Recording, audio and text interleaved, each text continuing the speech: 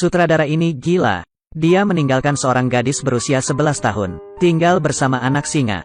Biarkan mereka tumbuh bersama. Peliharalah emosi. Untuk menyajikan keaslian cerita, sutradara bersikeras untuk tidak menggunakan efek khusus apapun. Semuanya nyata. Singa juga nyata. Butuh waktu 3 tahun untuk menyelesaikan film tersebut. Romansa Singa Putih. Mia adalah gadis yang kesepian. Untuk menjalankan peternakan pelatihan hewan, ayahnya terpaksa membawanya dari London untuk tinggal di padang rumput Afrika. Jadi Mia tidak hanya memberontak, juga benci semua binatang di sini. Hari Natal, ayahnya telah menyiapkan hadiah istimewa untuknya. Ini adalah anak singa dengan mutasi genetik. Itu tertutup salju putih, berbulu. Itu membuat orang ingin menyentuhnya. Tapi Mia, yang ingin menjadi kuat, angkat bicara. Dia tidak peduli. Tapi singa kecil itu sepertinya mengawasinya. Saat Mia sedih, ia akan berlari ke arah Mia dan secara proaktif menghiburnya. Ia juga akan menjilat jari Mia. Hati gadis itu begitu tersentuh.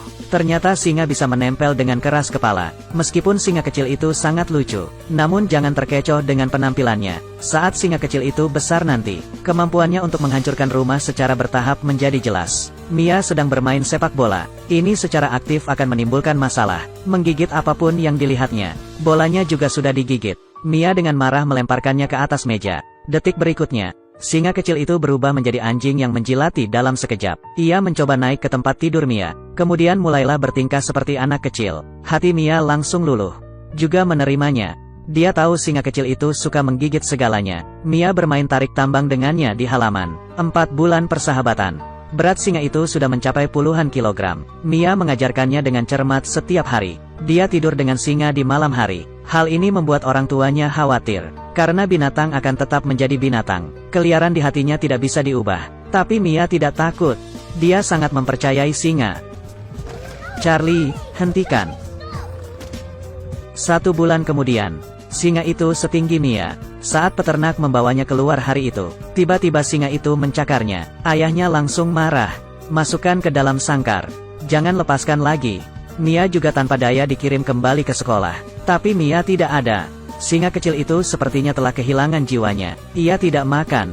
Juga jangan minum air. Hadapi gigitan teman lainnya, ia tidak menolak sama sekali. Akhirnya berubah menjadi penampilan ini. Melihat seekor singa dengan bekas luka di sekujur tubuhnya, orang tua Mia juga diliputi rasa bersalah. Mia setelah mendengar beritanya, lewati pertandingan sepak bola, naik taksi sepanjang malam dan bergegas pulang. Sang ayah tidak punya pilihan selain melepaskan singa itu. Singa itu berangsur pulih di bawah perawatan Mia. 1 tahun kemudian, ukuran singa ini mencapai ratusan kilogram. Seperti setan di rumah. Tidak ada yang berani menimbulkan masalah dengan hal itu, kecuali Mia. Ibu memberitahunya, yang pasti, jangan memunggungi singa. Tapi Mia tidak mendengarkan. Hasilnya adalah detik berikutnya. Dia sepenuhnya mempercayai singa itu. Dalam, tidak ada yang bisa mengendalikan tuan ini kecuali Mia. Singa itu seperti seorang ksatria, selalu lindungi Mia. 2 tahun kemudian, singa itu menjadi lebih besar. Beratnya juga lebih dari 200 pon. Tapi Mia tetap memainkannya. Singa suka menghancurkan rumah. Mia menemukan mobil tua. Biarkan itu dihancurkan sesuka hati. Suatu hari sang adik penasaran. Ikuti Mia ke dalam kandang.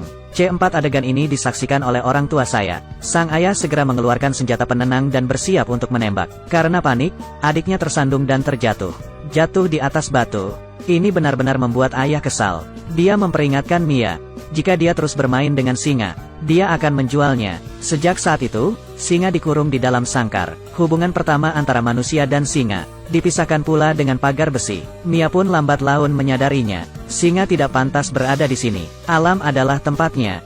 Jadi hari itu Mina menyelinap ke kandangnya lagi. Dia meminta adik laki-lakinya untuk merekam video tersebut. Dalam video itu Mia berjanji, pasti akan membawa singa kembali ke kebebasan. Tapi sayangnya, video ini ditemukan oleh ayah saya malam itu. Ayah yang marah memutuskan untuk menjual singa tersebut. Mia sangat sedih. Dia tidur di samping gudang sepanjang malam. Besok, seseorang datang untuk membeli singanya. Karena ingin melihat rumah baru singa, Mia diam-diam naik ke mobil. Dia melihat seekor singa coklat sehat dibawa ke dalam mobil. Kemudian dibawa ke peternakan lain. Wanita ini menarik busurnya dan menembakkan anak panah. Seekor singa dilepaskan.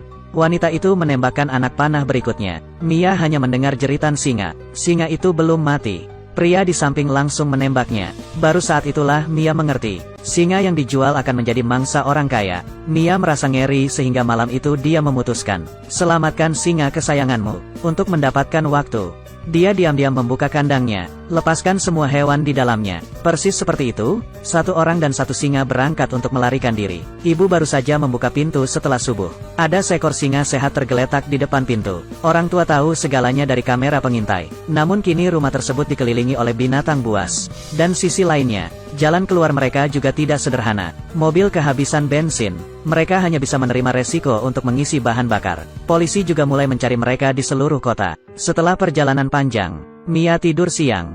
Kecelakaan lain terjadi. Setelah serangan terus-menerus, Mia pingsan dan menangis. Kemudian singa itu menjulurkan kepalanya keluar, seolah ingin menghiburnya. Mereka naik ke atap mobil. Lihatlah ke langit berbintang. Mia meringkuk di pangkuan singa, merasa aman di dalam. Setelah fajar, singa itu sengaja melompat ke dalam mobil. Mereka melanjutkan perjalanan mereka. Mereka pergi ke cagar alam. Namun jalan itu diblokir oleh pusat perbelanjaan. Saat ini, Mia mendapat kabar dari adik laki-lakinya. Polisi sudah mengeluarkan instruksi. Anda bisa menembak singa kapan saja. Mia dengan enggan memutuskan. Ajak singa berjalan-jalan di sekitar kawasan perbelanjaan. Dia mengelus singa itu dan masuk. Setelah memasuki pusat perbelanjaan, beberapa orang panik dan lari. Beberapa orang tercengang saat melihat pemandangan ini. Bu, ada harimau besar. Jangan bicara omong kosong, apakah kamu sedang melamun? Melewati banyak golongan orang. Di depan adalah kebebasan yang mereka dambakan. Mia membuka pintu. Padang rumput tak berujung muncul di hadapan mereka. Semua jenis hewan tinggal di sini. Dan inilah rumah singa yang sebenarnya. Ia melihat sekawanan burung unta. Singa itu dengan bersemangat terbang ke arah mereka. Tangkap mangsa dengan mudah. Mia pun tersenyum bahagia. Dia mencabut bulu burung unta dan menyimpannya. Karena ini adalah mangsa pertama yang ditangkap singa. Saat ini, pembeli singa juga mengejarnya. Mereka menanyai Mia dengan kasar. Keberadaan singa. Menyaksikan Mia diintimidasi. Singa itu segera menerkam. Sampai dia berhenti. Ia menyerah begitu saja pada serangannya. Mereka akhirnya sampai di cagar alam. Seberangi saja jembatan kecil itu. Singa bisa bebas kembali. Pada titik ini, Mia tidak punya kekuatan lagi dan jatuh ke tanah. Dia hanya bisa melihat singa itu pergi. Tapi saat ini, polisi dan ayah ada di sini. Mereka mengarahkan senjatanya ke arah singa, siap untuk menembak. Mia tak berdaya dan hanya bisa menangis sekeras-kerasnya dan memohon pada ayahnya. Ayah, tolong simpan.